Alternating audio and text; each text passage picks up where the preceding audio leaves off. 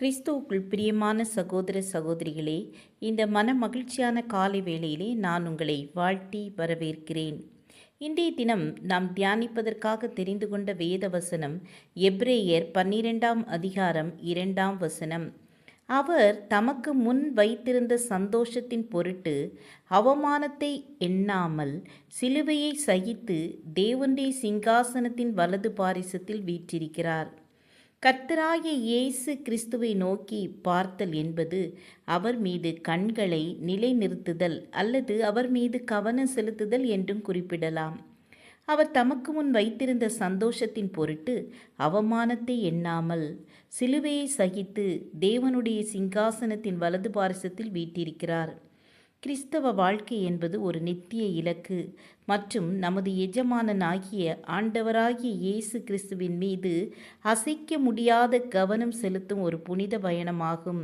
முதலாவதாக, பந்தயத்தில் ஓடுபவர்கள் மேகம் போன்ற திரளான சாட்சிகளிடம் காணப்படும் தேவையற்ற விஷயங்களை பார்க்கக்கூடாது.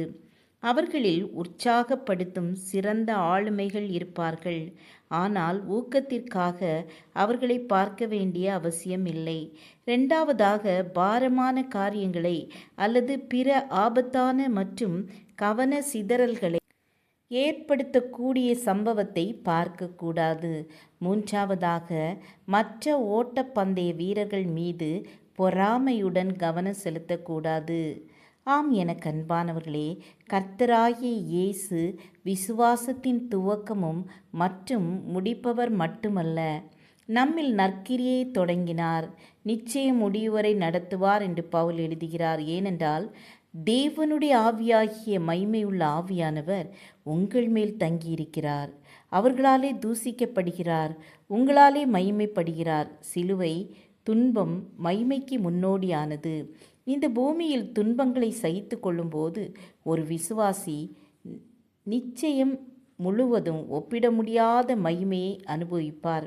ஆதலால் இக்காலத்து பாடுகள் இனி நம்மிடத்தில் வெளிப்படும் மகிமைக்கு ஒப்பிடத்தக்கவைகள் அல்லவென்று எண்ணுகிறேன். கர்த்தராகிய இயேசுவின் மேல் உங்கள் கண்கள் பதிந்திருக்கிறதா அல்லது அவமானங்களை மாத்திரம் சிந்திக்கிறீர்களா என்று நினைத்து பாருங்கள். ஜெபம் செய்வோம். எங்களை நேசிக்கிறதான அன்பின் பிதாவே, நாங்கள் விசுவாசத்தின் துவக்கமும் முடிக்கிறவருமாய் இருக்கிறோம். உண்மையே நாங்கள் நோக்கி பார்க்க உதவி செய்யுங்கப்பா. நல்ல கிரியைகளை நாங்கள் செய்ய உதவி செய்யுங்கப்பா. பரிசுத்த ஆவியானவர் எங்களை ஒவ்வொரு நாளும் வழிநடத்தும்படியாக ஜெபிக்கிறேன். இயேசுவின் நாமத்தில் பிதாவே, ஆமேன், ஆமேன். God bless you.